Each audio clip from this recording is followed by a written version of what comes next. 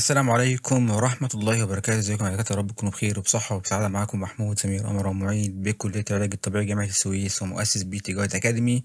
إن شاء الله النهاردة هيكون معانا أول محاضرة من محاضرات الكورس الخاص بالأورثوبيديك أوف ذا ني كومبلكس. بإذن الله الكورس ده هيكون بداية لسلسلة من الكورسات الخاصة بالأورثوبيديك أو الريجونال أورثوبيديك. طبعا احنا فتحنا الحجز لفترة مؤقتة حوالي يومين عشان بس العدد ما يكونش زيادة عن اللزوم. وحجز معانا عدد كبير ما شاء الله، وبعدين قفلنا الحجز تمام عشان الناس اللي بتسأل. طبعا الكورس مجاني تماما. هينزل لحضراتكم الفيديو الخاص بكل محاضرة، ولكن الفيديو هيكون ليه مدة أو فترة مؤقتة وبعدين هيتقفل، فيا ريت نسمع الفيديو أول ما ينزل على طول. وهينزل لكم طبعا البي دي اف الخاص بالمحاضرة، وهينزل لكم برضو بي دي اف كمان في بعض النقاط المهمة الخاصة بالتوبيك. في نقطة برضو مهمة بالنسبة للناس المشتركة معانا من برا مصر. في عندنا تقريبا يعني حوالي 30 واحد من برا مصر، في منهم من دول عربية وفي منهم من باكستان وفي منهم من تركيا. To our guys from Pakistan and Turkey, we are going to translate these episodes for you, and this is a great pleasure to join us. Wishing you have a great time. Episodes with English translation will be available soon. نبدأ بقى نشوف يا جماعة هناخد ايه في محاضرة النهاردة. طبعا هنبدأ في الاناتومي، وطبعا يعني هو الكورس اصلا مش خاص بالاناتومي، فاحنا هنعدي على الاناتومي يعني بصورة سريعة. في البداية احنا بيتي جايد اكاديمي، طبعا بدأنا من 2019 ومستمرين حتى الآن. طبعا الأساس عندنا تشانل يوتيوب مجانية تماما عليها أكتر من 100 فيديو، وطبعا تشانل تليجرام عليها 14,000 واحد، وطبعا بيجات الفيسبوك. طيب الكونتنت بتاع النهارده زي ما نزلنا لحضراتكم في البي دي اف بتاع الكورس كوريكولم، هنبدا ناخد من اول التايب اوف ني جوينت تمام، والارتيكولار سيرفيس بتاعه الني جوينت، الليجامنتس كلها بالمنسكاي بكل حاجه، وهنختم المحاضره بالموفمنتس والماسل المسؤوله عن الموفمنتس دي. وطبعا اهم حاجه عندي اللوكينج والانلوك ميكانيزم. ناخد في الاعتبار احنا لسه عندنا اصلا 2 بايوميكانكس ليكتشرز تمام، ففي اجزاء هنعديها المره دي تمام بسرعه، ولكن هي اصلا اساسي هنتناقش فيها في محاضرات البايوميكانكس. ده بالنسبه للمقدمه بتاعه اول فيديو. طبعا انا محمود أمارة، مؤسس بيتي جايد اكاديمي، معيد بكليه العلاج الطبيعي جامعه السويس. اول حاجه عندي التايب بتاع الني كومبلكس. يعني هو يفضل يسمى بالني كومبلكس لانه بيتكون من اكتر من مفصل زي الشولدر كومبلكس في 4 مفاصل تمام كده.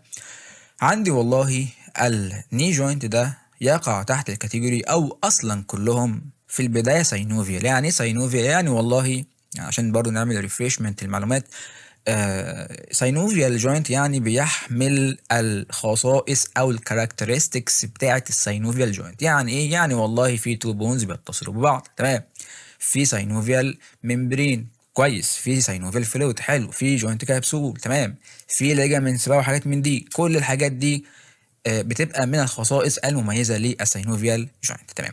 طيب الساينوفيال جوينتس دي ليها يعني كلاسيفيكيشن كام؟ ده اصلا شغل سنه اولى كليه تمام. والله على حسب ده مثلا يوني اكزيال باي اكزيال ولا بولي اكزيال، يعني والله بيتحرك في فليكشن اكستنشن بس تمام، ولا بيتحرك في اكتر يعني اكتر من حاجه، يعني فليكشن اكستنشن ابدكشن ادكشن، ولا كله تمام.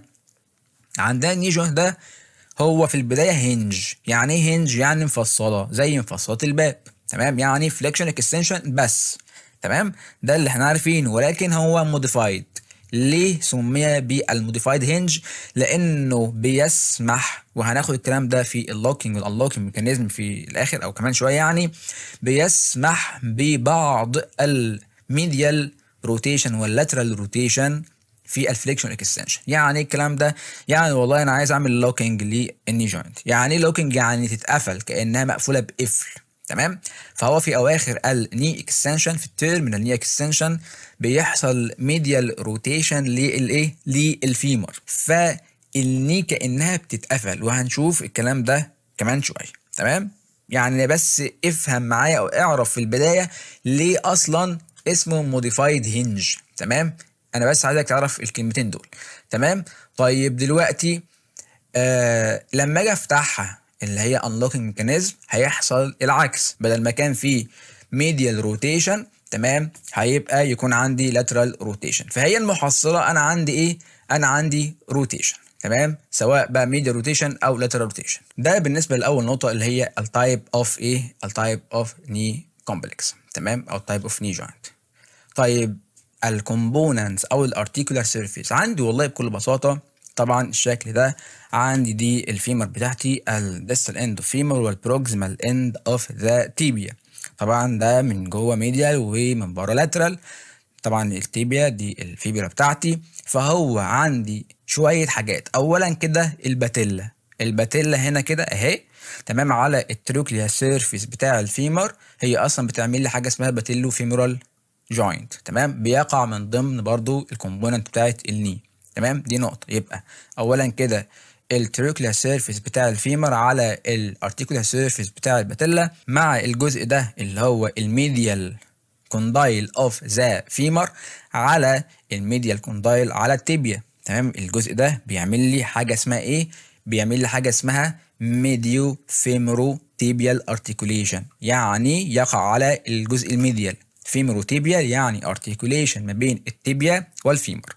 يبقى تاني والله اول ارتيكوليشن بالترتيب اهو تمام، ارتيكوليشن ما بين الفيمر والتيبيا على الناحيه اليمين ميديال، يبقى ميديال فيمورو تيبيال جوينت او ارتيكوليشن تاني اللي يم بره لاترال ما بين نفس الكلام برضو اللاترال كومبوننت بتاع الفيمر اللي هو اللاترال كوندايل على اللاترال كوندايل بتاع التيبيا، فيسمى لاترال فيموروتيبيال ارتيكوليشن. والارتيكوليشن او الكومبوننت الثالث اللي هو بتاع الباتيلو فيمورال جوينت.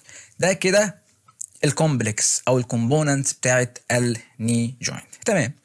طيب دلوقتي زي اي مفصل ليه عوامل بتؤدي للاستابيليتي بتاعت الجوينت بتاعتي، زي الشولدر زي الهيب زي الني تمام. على سبيل المثال يجي يقول لك والله الاستابيليتي بتاعت الشولدر كومبلكس مش ستيبل جامد. ليه؟ عشان دايما بيحصل فيه ديسلوكيشن تمام. عامل مهم عندي العضلات دايما يا جماعه يجي يقول لك والله اللور ليمب ديزاين فور ستابيليتي، الابر ليمب ديزاين فور موبيليتي تمام. طيب العضلات بتاعه اللور ليمب كلها بالذات الهيب والني دول عضلات كبار، فبيدولي استابيليتي عاليه للمفصل بتاعي سواء الهيب او سواء الني تمام.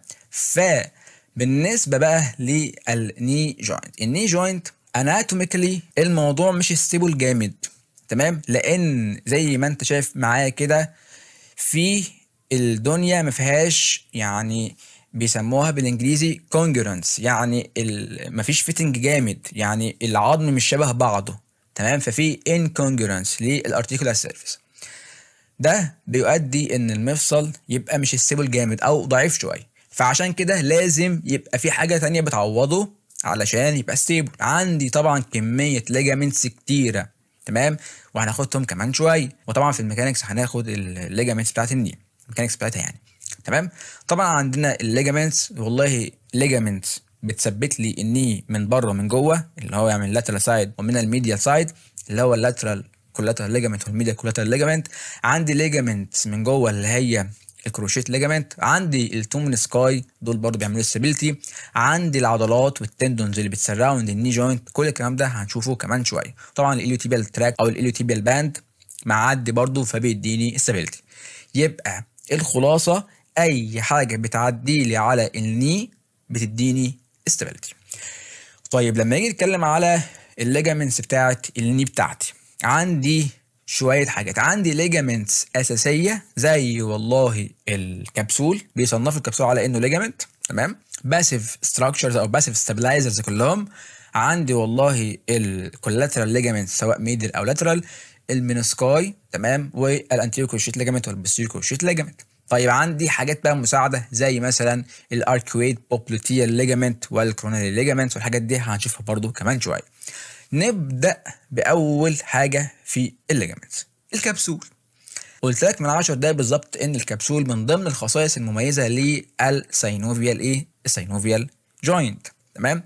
عندي الكبسول ده بيسراوند بيحيط بيغلف، اعتبره كيسه بتغلف لي المفصل على بعضه. الكبسول زيه زي اي ليجامنت والله ليه اتاتشمنت على العظمه اللي فوق اللي هي الفيمر، وليه اتاتشمنت على العظمه اللي تحت. زي ما حضرتك شايف معايا كده، وهو اصلا عامل لك هايلايت يعني خط كده، ده المارجنز او الحدود بتاعت الكبسول، سواء قدام اهو على مستوى الفيمور او على مستوى التيبيا كده الكبسول ليجامنت، او على مستوى البوستيريور سيرفيس او البوستيريور اسبيكت فيمر وتيبيا. تمام، يبقى هو ليه اتاتشمنت من فوق ومن تحت على مستوى الفيمر وعلى مستوى التيبيا.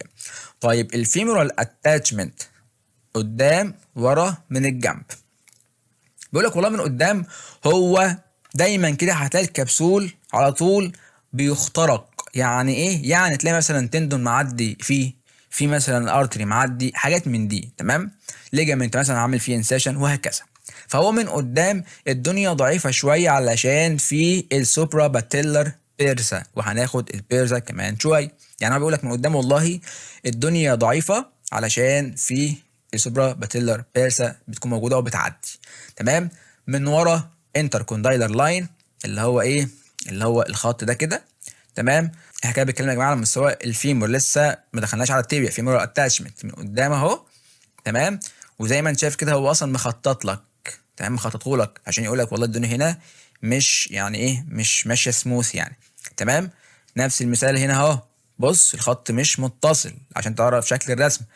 يجي يقول لك ايه؟ هنا في جاب، في خرم او يعني تانل كده بيعدي منه التندون بتاع البوبلوتيوس ماسل. تمام، ومن ورا ده الانتركوندايلر لاين. ده بالنسبه للاتاتشمنت. تمام، طبعا زي ما قلت لك البوبلوتيوس ماسل في زي خرم كده بيعدي يعني.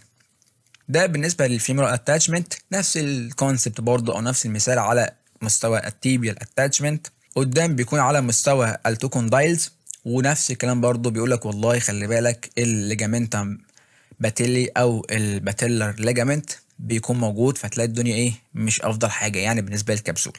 تمام، ومن ورا زي ما قلت لك التندون بتاع البوبلوتيوس.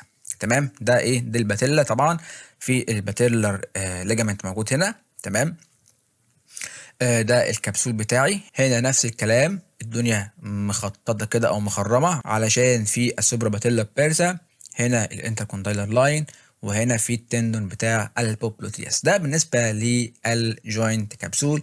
وطبعا في من جوه الساينوفيال ممبرين، تمام، بيغلف لي المفصل يعني من جوه.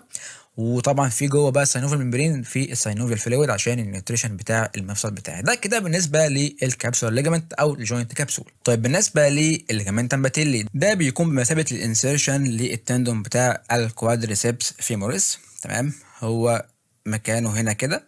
تمام، ده اللي هو ايه؟ ده اللي هو باتيلر ليجامنت، بيبقى واخد والله من الباتيلا من فوق ويروح يمسك في التيبيال تيبروسي حوالي مثلا يعني 7 سنتي، يعني هو في الجزء كده. تمام، كل ده ايه؟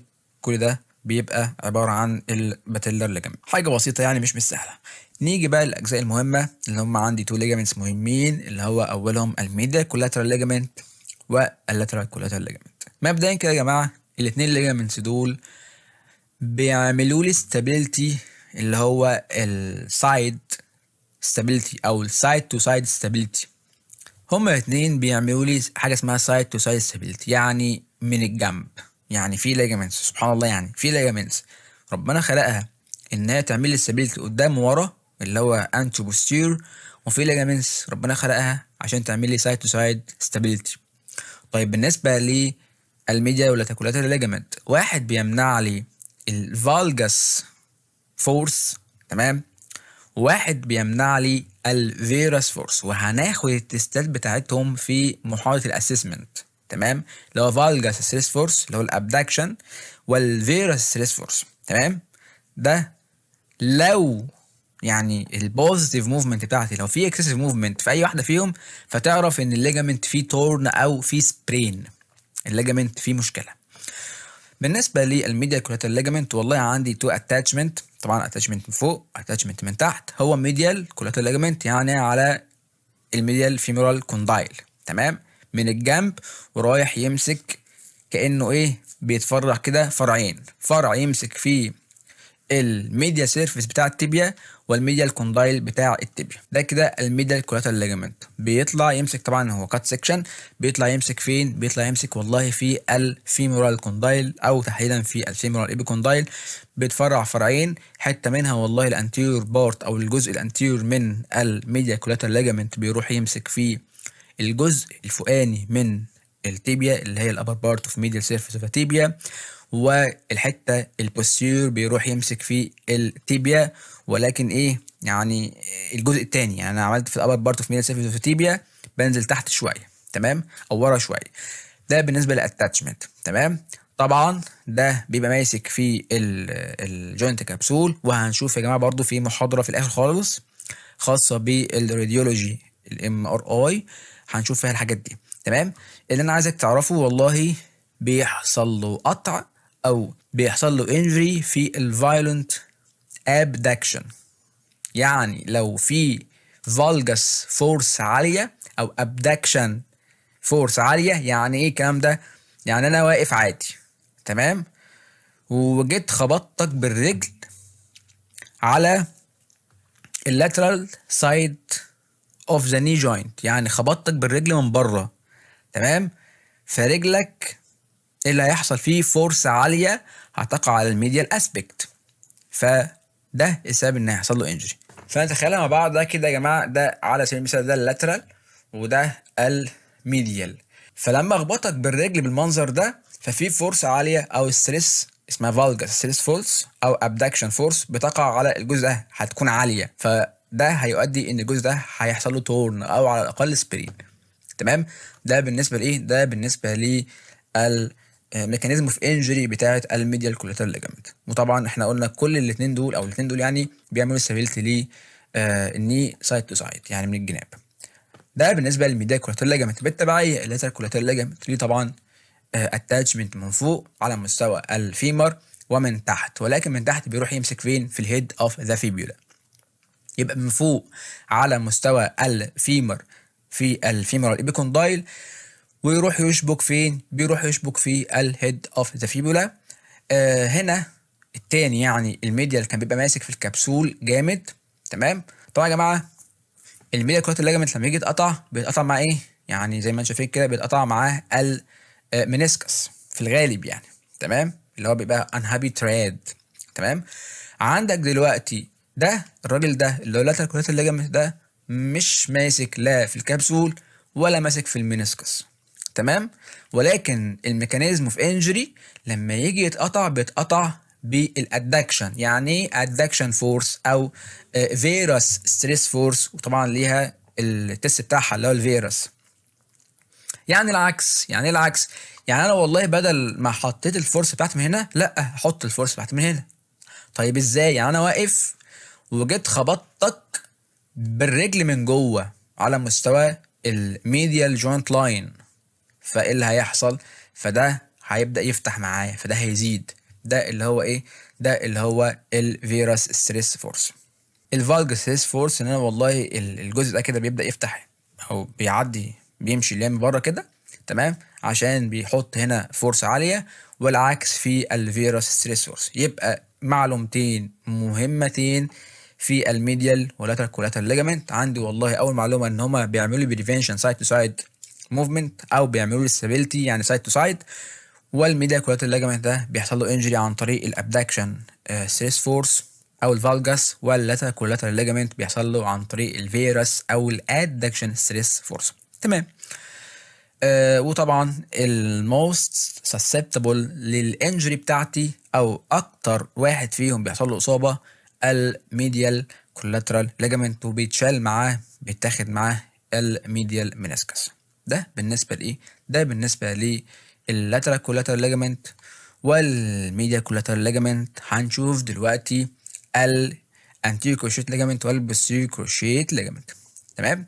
ده طبعا يا جماعه شكل ايه؟ ده كات سيكشن كده بيوضح لك والله بعض الاتاتشمنت، تمام. يعني مثلا ده الكبسول اهو، تمام، من قدام، وده الكبسول من ورا، يعني من قدام من ورا.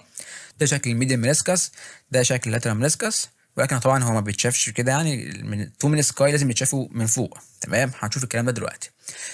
بالنسبه للاي سي ال والبي سي ال، طبعا الاي سي ال ليه معانا 3 محاضرات، فاحنا بس بناخد يعني ربع سلايد عنه. يعني ايه اي سي ال اصلا وبيروح منين وجاي فين بس وخلاص. انما الميكانكس بتاعتي بقى والباندلز بتاعتي كل الكلام ده هيتاخد في الجزء الخاص بالاي سي ال.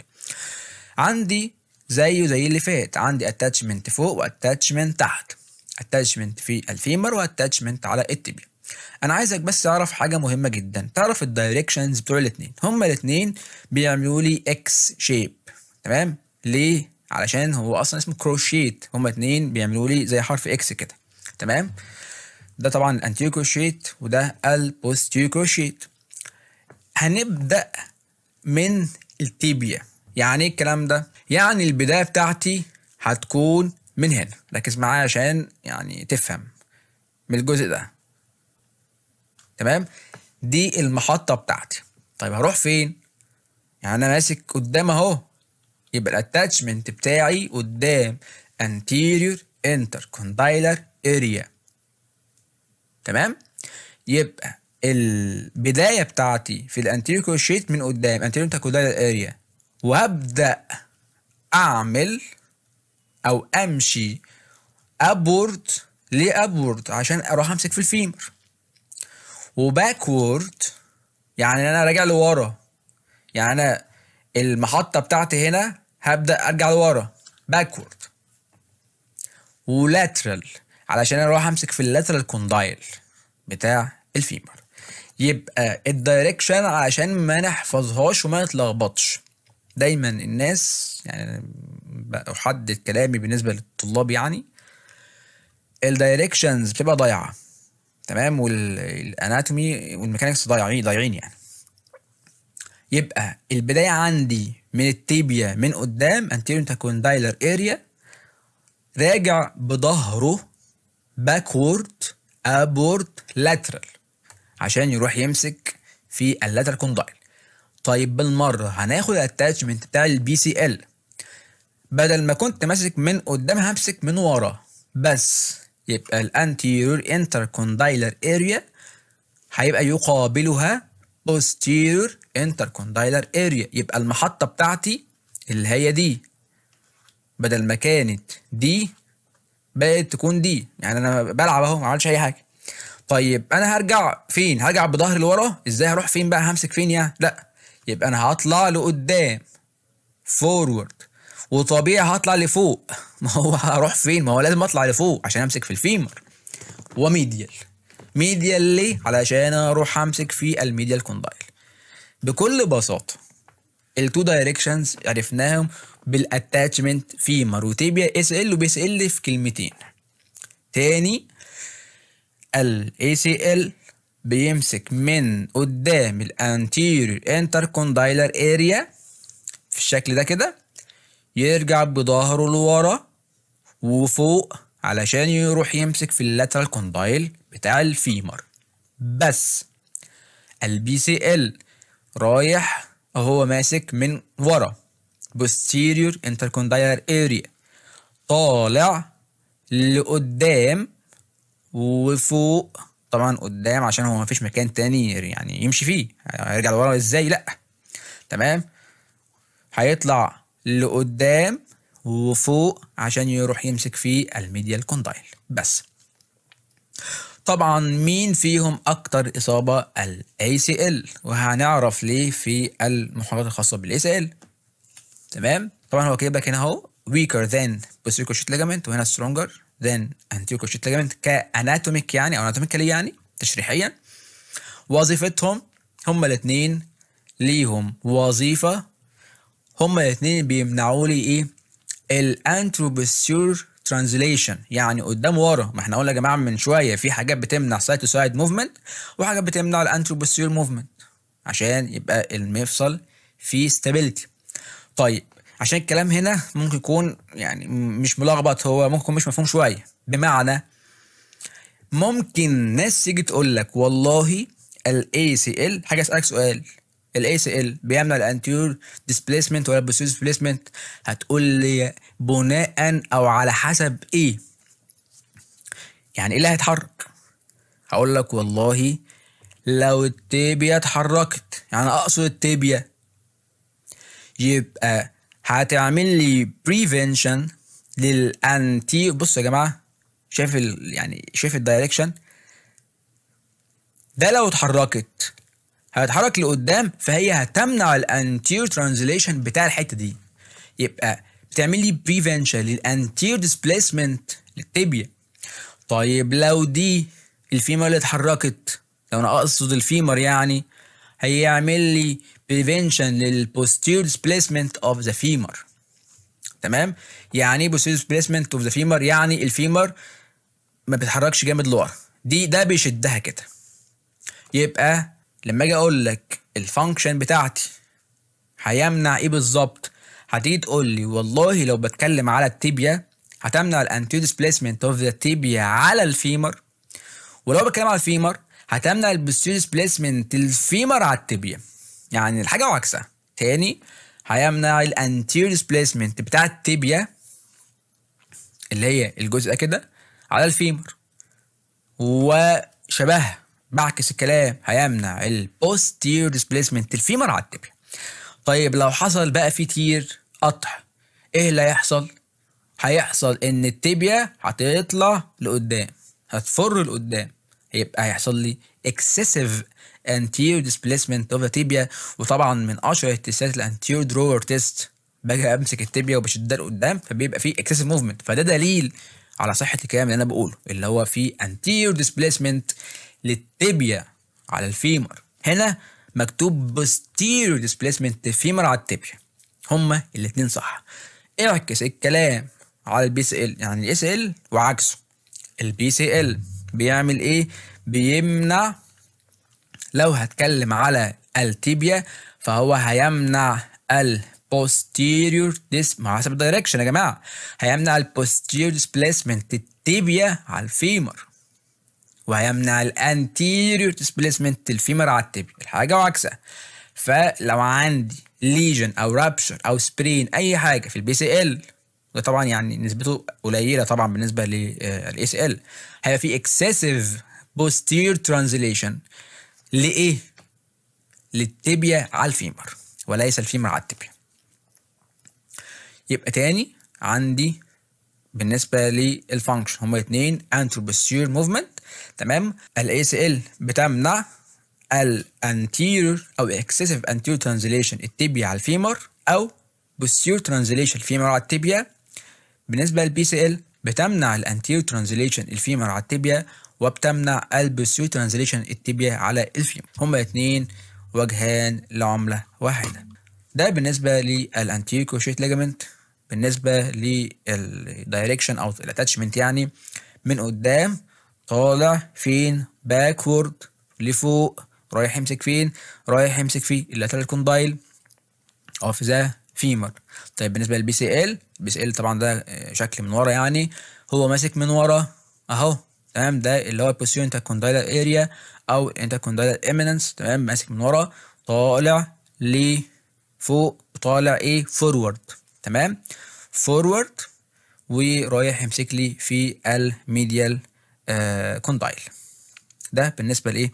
ده بالنسبه لل الدايركشن والاتاتشمنت بتاع الانتيريور كروشيت ليجامنت والبوستيريور كروشيت ليجامنت. الدايركشن تاني يا جماعه مهم، الاي سي ال بيكون ابورد، طالع لفوق، تمام؟ اهو شكل تاني اهو، طالع لفوق ابورد، و باكورد، تمام؟ راجع لورا، لان ده البدايه بتاعتي، رايح يمسك في اللاترال كوندايل. هنا من ورا يبقى ماسك من ورا posterior intercondylar eminence، طالع لفوق ابورد، ولقدام فورورد، ورايح يمسك في الميديال، تمام؟ هما الاثنين طبعا بيعملوا له حرف اكس. ده بالنسبه للانتيريور كروشيت ليجامنت والبوستيريور كروشيت ليجامنت. هنتكلم دلوقتي عن الميديال منسكس واللاترال منسكس. هما الاثنين حرف سي، ولكن واحد فيهم اصغر من الثاني. اللاترال منسكس بيكون اصغر من الميديال منسكس. طبعا كل واحد فيهم ليه انتيريور هورن وبوستيريور هورن، يعني اتاتشمنت قدام واتاتشمنت من ورا، تمام؟ بكل بساطه عندي دلوقتي ده شكل الميديال منسكس وده شكل اللاترال منسكس. ده بيكون اصغر شويه من الميديال منسكس. تمام، من قدام الانتيريور هون ومن ورا البوستيريور هون، من قدام انتيريور انتركوندايلر اريا ومن ورا البوستيريور انتركوندايلر اريا، ونفس الكلام بالنسبه لللاترال منسكس.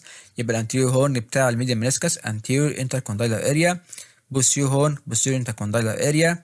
نفس الكلام الانتيريور هون بتاع اللاترال منسكس بيبقى قدام الانتركوندايلر امينانس، والبوستيريور هون ورا الانتركوندايلر امينانس.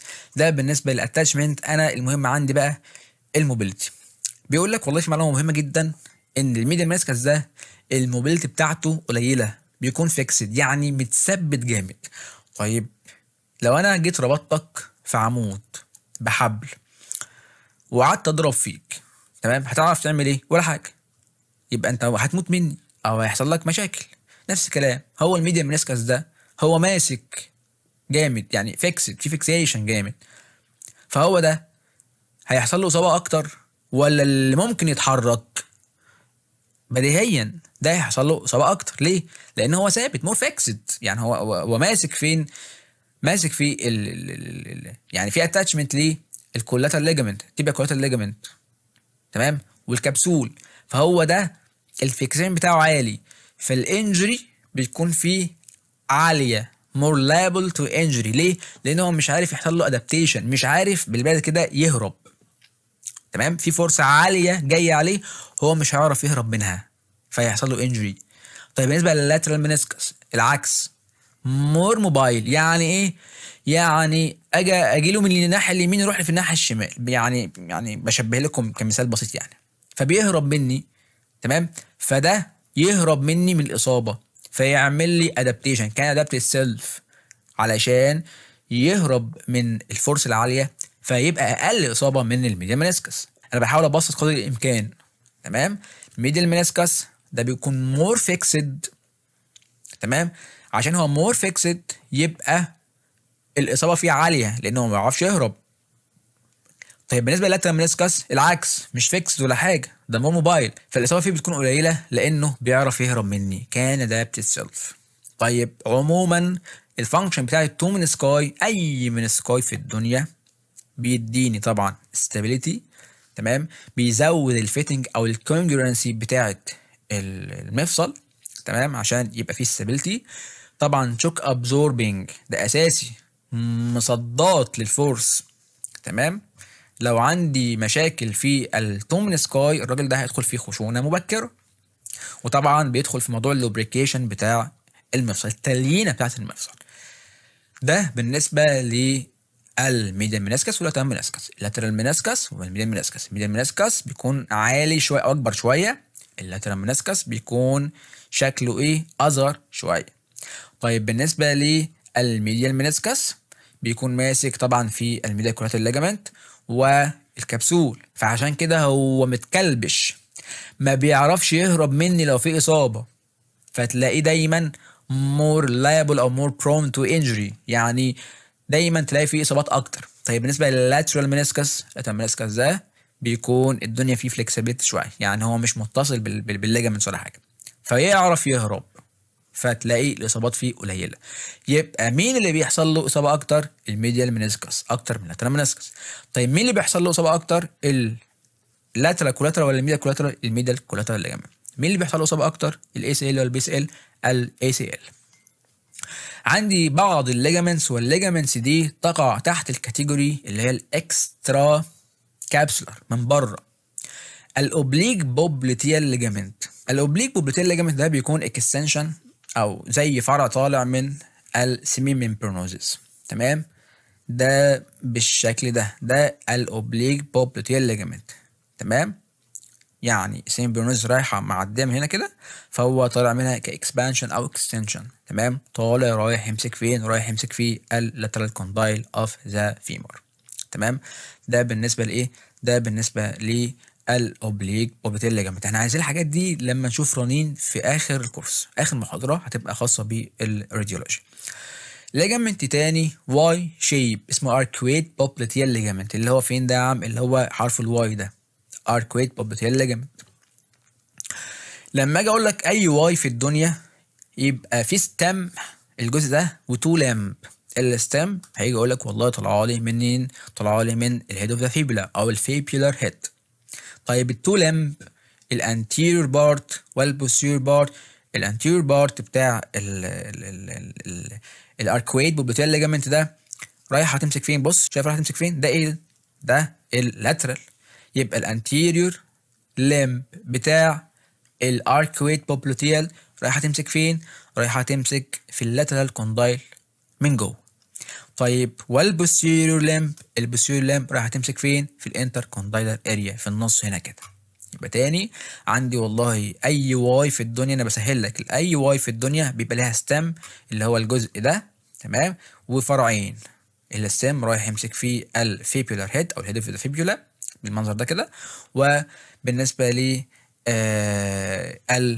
الانتيريور لمب رايح يمسك فيه اللاترال كوندايل معدي قدام لاترال كوندايل، والبوستيريور لمب رايح يمسك في النص الانتر كوندايلر اريا. ده بالنسبه زي ما انا شايف كده اكسترا كابسول ليجامنت اوف ني جوينت، تمام. طبعا معاهم برضو الميديا كولاتر ليجامنت واللاترال كولاتر ليجامنت، تمام، دول اكسترا كابسولار. ومن جوه طبعا الاي سي ال بي سي ال والتو من سكاي. يبقى احنا اتكلمنا دلوقتي عن الليجامنتس، اخدنا الكبسول، اخدنا الليجامنتم باتيلي او الباتيلر ليجامنت، اخدنا 2 من سكاي ميديا لاترال، اخدنا 2 ليجامنت ميديا كولاتر ولاترال كولاترال، اخدنا 2 ليجامنت تانيين انتيريور كروشيت وبوستيريور كروشيت، اخدنا اوبليك بوبلوتيال، واخدنا الاركويت بوبلوتيال ليجامنت. ده بالنسبه للليجامنت. معلومه يعني ممكن ما تكونش مهمه لبعض الناس، ولكن طبعا يعني احنا بنشرح بقى كله، فيعني ايه هنقولها طبعا. يعني البيرزا بتاعه الني، طبعا يعني البيرزا ده يعني اكتر تشبيه ليها ممكن يكون صح، او اكثر تشبيه يعني صح، اللي هو بيبقى زي كيس زلالي كده ساك، بيبقى عند الانسيرشن بتاع التندون عشان التندون ما يحتكش بالعظمه، تمام. في يعني بتديني زي اللوبريكيشن كده، تمام، عشان يعني ايه ما يحصلش انجري في التندون. كاتب لك هنا 4 3 3 2. يعني ايه الكلام الفاضي ده؟ 4 3 3 2 يعني 4 انتيريور، 4 بيرز انتيريور، و3 لاترال، 3 ميديال، و2 بوستيريور. 4 3 3 2 المجموع 12. 12 بيرزا في الني. مش عايزك تحفظهم، انا عايزك بس تعرف الاماكن بس وخلاص وحاجات معينه. انتيريور عندي اول واحده مشهوره اللي هي حاجه اسمها بري باتيلر بيرزا، تمام. البري باتيلر بيرزا اسمها هاوس ميدز ني، او بتعمل لي حاجه اسمها هاوس ميدز ني، اللي هو الناس ربات البيوت لما ينزلوا على ركابهم كده ويبداوا يمسحوا، فمع الوقت ومع الريبيتيشن بيحصل لي انفلاميشن في البيرسا دي، فيبدا يحصل لي ايه يعني الجزء ده ينتفخ ويعني يحصل لي بيرسايتس يعني. ده اللي هي البري باتيلر بيرسا. وتحت انفرا باتيلا، تحت الباتيلا، تمام. ومن فوق الباتيلا سوبرا باتيلر بيرسا. وطبعا في انفرا باتيلر سبكيوتينيوس يعني سوبرفيشال يعني، وفي واحده ديب. يبقى 4 قدام، واحده فوق الباتيلا سوبرا باتيلر، واحده تحت الباتيلا انفرا باتيلر، واحده سوبرفيشال سبكيوتينيوس انفرا باتيلر، وواحده ديب انفرا باتيلر. ده بالنسبه للانتير. نروح البوستيريور، في 2 بيرسا، واحده ما بين اللاترال هيد للجاستروكنيميوس والكبسول، واحده ما بين الميدل هيد بتاعت الجاستروكنيميوس والكبسول بس، تمام. اعتبرني يا عم ما قلتش حاجه، انا عايزك بس تعرف اول واحده دي او الانتير جروب على بعض. ميديال ولاترال، تمام. من الميديال عندي واحده عند الاس جي اس، تمام، اللي هو سارتوريوس جراسيلس وسيمي تندينوزيس، حاجه اسمها بيس انسيريان بيرسا. كاتب لك هنا بيرسا انسراين، دي مهمه يعني مشهوره خالص، تمام. دي بتكون موجوده عند الميديال سايد او عند الاس جي اس. بيرسا ما بين السيمي ميمبرونوزيس والميديال كولاترال ليجامنت. بيرسا ما بين السيمي ميمبرونوزيس والميديال كوندايل. عايزك برضو تعرف لي دي بس. من يم بره بيرسا يعني زي ما انت شايف كده كلها ما بين ليجامنتس وبعضها يعني. بيرسا ما بين اللاترال كولاترال ليجامنت والبايسبس فيمورس تندون. بيرسا ما بين لاترال كولاترال ليجامنت وبلوتياس تندون. بيرسا ما بين البوبلوتياس ولاترال كوندايل. اللي انا عايزك تعرفه في الكلام ده كله الاشهر يعني معروفين. اول واحده اللي هي الهاوس ميدز ني، البيرسا بتاعتها يعني، وتعرف لي البيس انسراين بيرسا. ده شكل كروس سكشن يعني بيوضح لي اماكن تواجد البيرسا طبعا بالتندونز بتاعتي، تمام. انا عايزك تعرف لي ايه؟ عايزك تعرف لي انتير جروب والبيس انتراين بيرسا اللي هي عند الاس جي اس. ده الاس جي اس سارتورياس جراسيلاس سيمي تندينوزس. ده بالنسبه للبيرسا. الريليشنز، يعني ايه ريليشنز؟ يعني والله الني دي يعني قدامها ايه ومن ورا ايه ومن الجنب ايه. كلام سهل. من قدام هتلاقي عندك والله ايه ده من قدام، يعني كاني مش هقول حاجه او مش هشرح. من قدام عندي والله البيرسا بالباتيلا بيرسا، الليجامنت اللي هو بتاع الباتيلا من قدام. تمام. طبعا الباتيلا ذات نفسها ده من قدام. عندك الترانسفيرس ليجامنت ده بيصل ما بين التو منسكاي، ده من قدام. طيب من ورا، من ورا ههتم او اساسا عندي النيرف التيبيال نيرف. تمام. هناخد في الاخر برضو يعني ايه جزء عن الديرماتومز والميتومز. تيبيال نيرف. تمام كده. ده مهم عندي. طيب بوستروميديال، يعني من ورا ومتزحح ميديال شويه، اس جي اس والبيرسا اصلا اللي لسه قايلها من شويه. البوسترولاترال عندك الكومون برونيال نيرف. ده مهم، مهم جدا. ليه مهم؟ لانه بيعدي لي على الهيد اوف ذا فيبولا. تمام. فممكن يحصل له انجري. تمام. التندون بتاع البايسبس فيمورس. يبقى على حسب والله انا موجود فين هبدا اصف الاستراكشرز اللي موجوده قدامي وخلاص. قدام عندك الباتيلا بالباتيلر ليجامنت بتاعتي، ده بالنسبه لقدام. طيب بالنسبه لورا عندك التيبيال نيرف، ده مهم. عندك بقى والله الحاجات اللي هي البوستروميديال والبوسترولاترال. عندك البوستروميديال عايزك تركز على اس جي اس، والبوسترولاترال عايزك تركز لي على الكومبونيال نيرف. بلاد سبلاي، طبعا في موضوع كبير جدا في الاناتومي يعني عن البلاد سبلاي اوف ذا ني جوينت. لو انستموزس، في انستموزس بتكون او بيعدي لي على مستوى الني، فكل بقى ده بيغذيها لي. زي مثلا يعني ايه، في برانشات من البوبلوتيال ارتري، في descending genicular branch من الفيمورال ارتري، في anterior tibial artery posterior tibial artery. كل دول بيعملوا لنا سموزنج، يعني بيغذوا لي الني على بعضها. النيرف سبلاي، اي نيرف معدي هيغذيها لي. الفيمورال تيبيال كومبونيل اوبتيوريتور. طبعا يا جماعه احنا يعني الحاجات دي يعني احنا عشان نتكلم في الحاجات بالتفاصيل يعني هناخد 10 ساعات، فاحنا بناخد الحاجات اللي احنا عايزينها فيما بعد. ده بالنسبه للنيرف سبلاي والبلاد سبلاي. بالنسبه بقى لللوكينج والانلوكينج، احنا قلناهم في اول محاضره. اللوكينج اوف ذا ني، يعني ايه اللوكينج؟ يعني انا دلوقتي لما اوصل في التيرمينال ني اكستنشن بيبدا يحصل لي لوك. يعني ايه؟ بيبدا يحصل ميديا روتيشن لايه؟ للفيمر على التibia، الفيمر على التibia، الفيمر على التibia. تمام. فده بيحصل لوك. طيب ده اللي هي اسمها سكرو ميكانيزم، يعني انا بقفل الركبه بتاعتي في التيرمينال اكستنشن، بيحصل ميديا روتيشن الفيمر على التibia بالمنظر ده كده.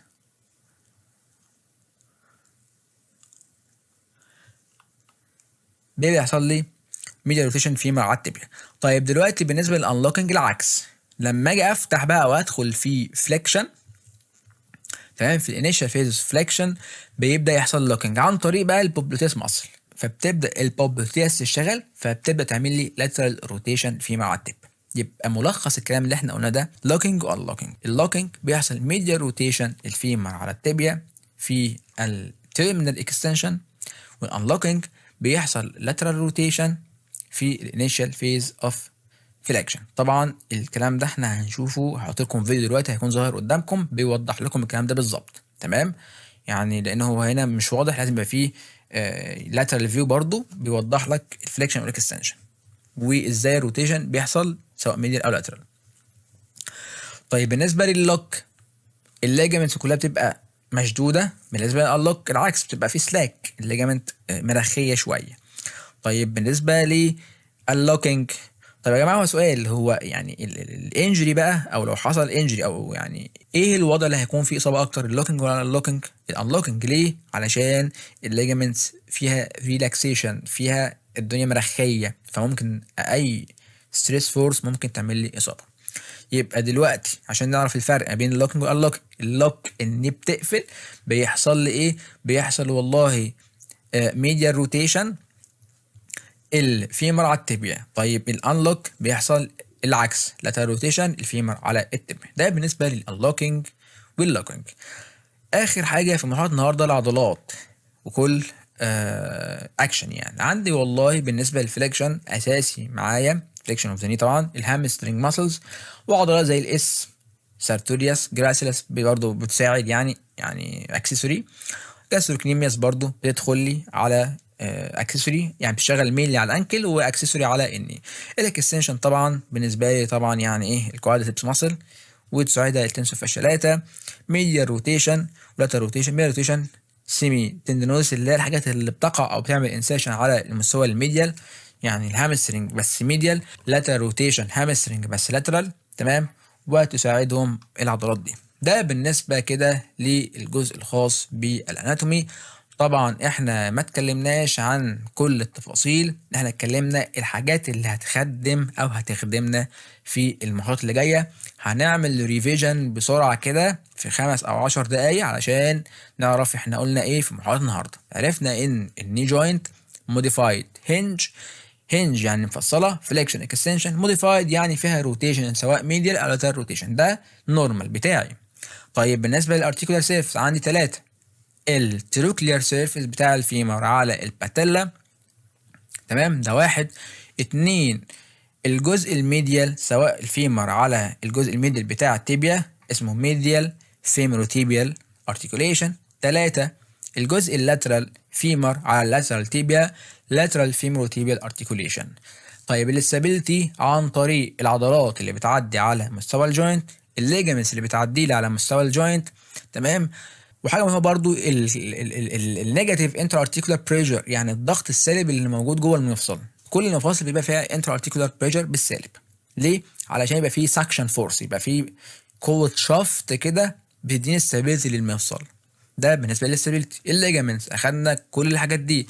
الكبسول، والله بص الخط ده كده، ده المارجنز بتاعت الكبسول من قدام ومن ورا، تمام، ده الشكل. وخلي بالك هنا بيعدي فيه البوبلوتياس، تمام، هنا في بيرسا، هنا في الليجامنت. ده بالنسبه للكبسول. طيب بالنسبه للليجامنتم باتيلا او الباتيلا الليجامنت ده سهل. الميديال كولاترال، لاترال كولاترال. الميديال كولاترال ده بيحصل فيه اصابه اكتر، تمام. عندي 2 ارتيكوليشن او 2 مارجنز، ميديال ايبيكونداي ويمسك في التيبيا من تحت يعني، او الابر ميديال سيرفيس، ده بيحصل ليه فيه اصابه اكتر، تمام. ده الميكانيزم اوف انجري يعني بتكون violent abduction او valgus stress force، وطبعا ده سايد تو سايد stability. ده بالنسبه للميديال. اللاترال بيكون الاصابه فيه قليله، يعني الانجري بتكون فيه يعني نسبه قليله، يعني سايد تو سايد موفمنت او سايد تو سايد stability. والميكانيزم اوف انجري في الفايولنت ادكشن او الفيروس فورس. ده بالنسبه للفالجاس والفيروس. خلي بالكم يا جماعه الليجامنتس كلها هناخد التستات بتاعتها، تمام. يعني في تستات للمينسكاي، في تستات للانتيكوشيت ليجامنت بي سي ال، وهكذا. يعني الاي سي ال والبي سي ال تعرف علشان ايه؟ عشان ما تلخبطش نفسك، تعرف تبدا منين المحطه بتاعتك. الاي سي ال او انتيكوشيت ليجامنت من قدام، يعني ايه قدام؟ انتيريور انتركوندايلر اريا، هيرجع لورا بظهره باكورد وابورد، يروح يمسك في اللاترال ايه؟ لاترال كوندايل. طيب البي سي ال المحطه بتاعتي من ورا، بي سي ال سيكوشيت ليجامنت المحطه بتاعتي من ورا، بوستيريور انتركوندايلر اريا، يطلع فورورد ابورد وميديالي، يروح يمسك في الميديال كوندايل. ده بالنسبه للانتيريور كوشيت ليجامنت. بوستيريور كوشيت ليجامنت، والله الاي سي ال بيمنع ايه؟ بيمنع والله الانتيريور ترانزليشن بتاع، انا قلت انتيريور ترانزليشن، يبقى انتيريور ترانزليشن التيبيا على الفيمر. ولو قلت posterior translation يبقى هيمنع posterior translation الفيمر على التيبيا. عشان كده لو حصل فيه تورن زي ما حضرتك شايف معايا كده، التيبيا بتاعتي هيحصل لها excessive anterior translation، والتست البوزيتيف بتاعي الانتيريور درور تيست. طيب البي سي ال العكس، اعكس الكلام.